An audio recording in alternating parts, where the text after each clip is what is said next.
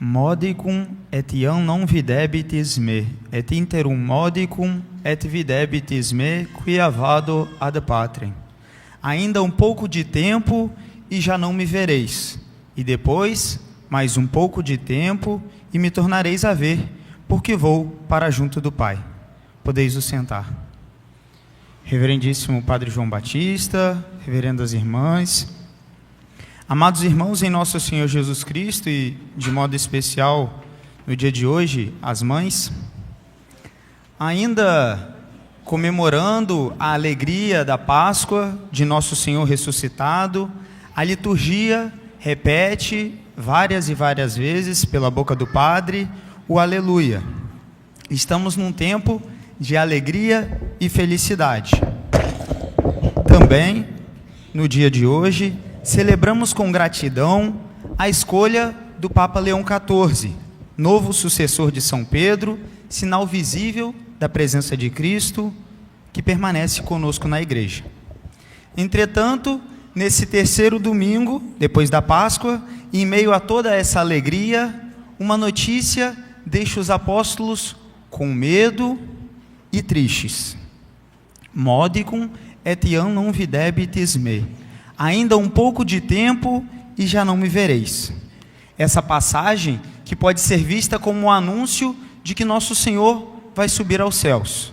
Nosso Senhor, depois de ter ressuscitado, de nos ter dado uma vida nova, Ele diz aos apóstolos que o tempo dele aqui está acabando e que Ele voltará para o Pai.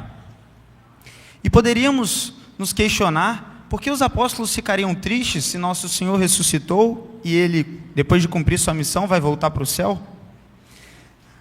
Deveriam normalmente se alegrar com tudo isso que aconteceu. Entretanto, eles não se entristecem porque nosso Senhor ressuscitou, não se entristecem porque nosso Senhor vai para o céu, mas porque Ele vai, mas eles ficam. Ele vai para junto do Pai, mas os apóstolos ficam nessa terra. Se entristecem porque tinham um olhar muito humano. Queriam ficar aqui com nosso Senhor. Entretanto, aqui nessa terra não era o lugar de nosso Senhor, não era o lugar dos apóstolos, como também não é o nosso lugar. Tem uma história sobre um viajante que relata muito bem isso que aconteceu com os apóstolos e que acontece com todos nós. Havia uma aldeia pequena, num lugar isolado, e nessa aldeia ia ter uma festa, um grande festival. Só que as pessoas da aldeia, elas chegaram à conclusão de que tinha pouco vinho e tinham medo de que acabasse o vinho da festa. Então, era preciso que alguém fosse a outro lugar, a uma cidade distante, para poder trazer mais vinho e para que eles pudessem aproveitar a festa. Então, um homem se candidatou para percorrer essa longa estrada e ir buscar mais vinho. Para que a gente sabe que quando alguém está preparando uma festa, a pessoa geralmente fica nervosa com os preparativos e para que não falte nada. Então, imaginemos que fazer uma festa grande para a aldeia toda gerava muita preocupação. Então, assim, eles queriam ficar tranquilos e trazer mais vinho. Então, esse homem, ele vai o mais rápido que pode até essa cidade distante. Só que na época era na base da carroça. Então, era uma viagem mais demorada e mais cansativa. Mas mesmo assim, mesmo sendo uma viagem cansativa, esse homem, ele faz um esforço e não para descansar, mas vai direto para essa cidade longínqua. Chegando lá, ele pega o vinho e começa o seu caminho de volta. Entretanto, na volta, depois de já ter conseguido o vinho, ele começa a sentir o cansaço da viagem, o peso da viagem, e vai fazendo pequenas paradas para poder descansar.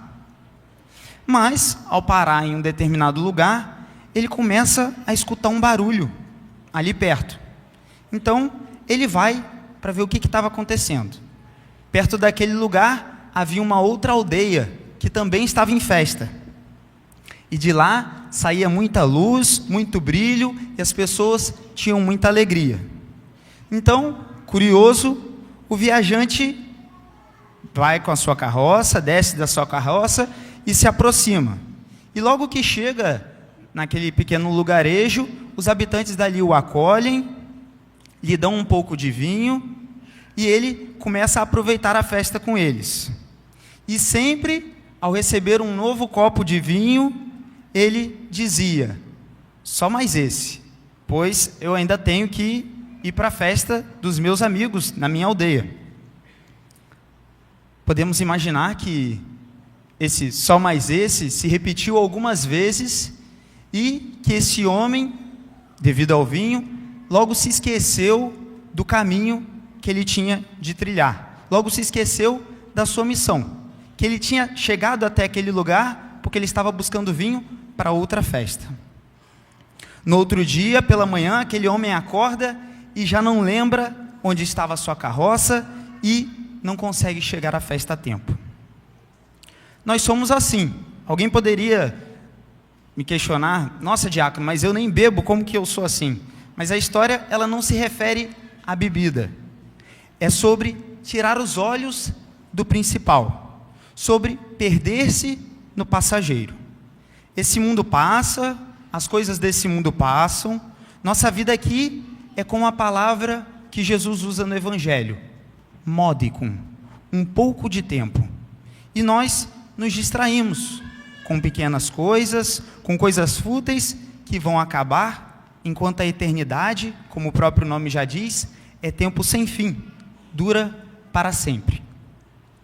Por isso, São Pedro nos lembra, na epístola de hoje, que nós somos peregrinos nessa terra, que nosso lugar não é aqui, mas no céu.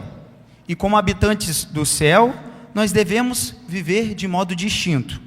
Não segundo o modo desse mundo, não segundo os desejos da carne, mas como habitantes do céu. Contudo, essa luta é uma luta interior e constante. A santidade exige que nós vigilemos a todo momento, que nós não cedamos aos nossos desejos, mas que o católico de verdade, ele busque a Deus e não se deixe levar pelos impulsos do coração, pois nossas ações falam mais alto que nossas palavras.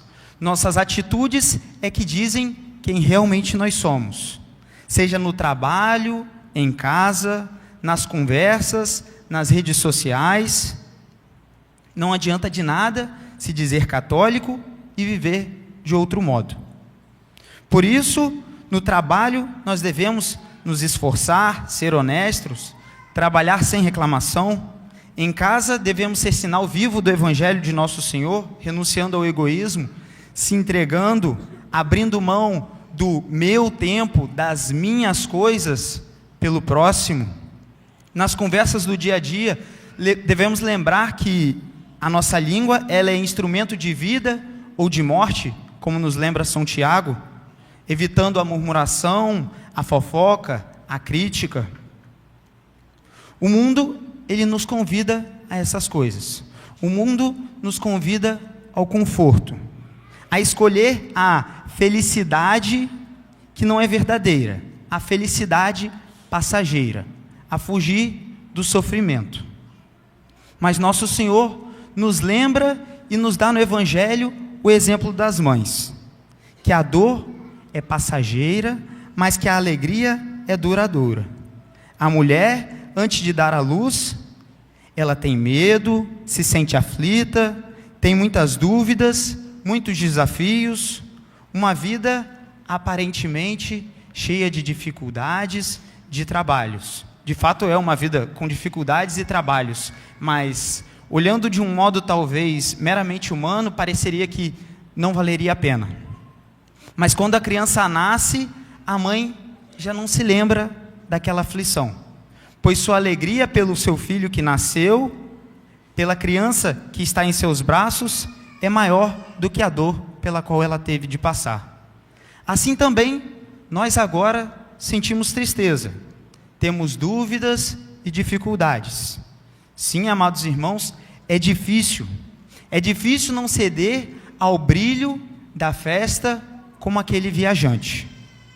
Entretanto, devemos lembrar que a luz de Cristo é muito maior que a luz desse mundo, que a alegria de estar no céu com Jesus para sempre supera muito a alegria aqui de baixo, que acaba, que a vida nessa terra é módico, só um pouco, comparada à vida eterna. Assim, que Nossa Senhora nos ensine a ser peregrinos da esperança nesse mundo, pois nosso Senhor vai voltar, e como diz o Evangelho, nosso coração se alegrará, e ninguém poderá nos tirar essa alegria. Louvado seja nosso Senhor Jesus Cristo. Para sempre seja louvado.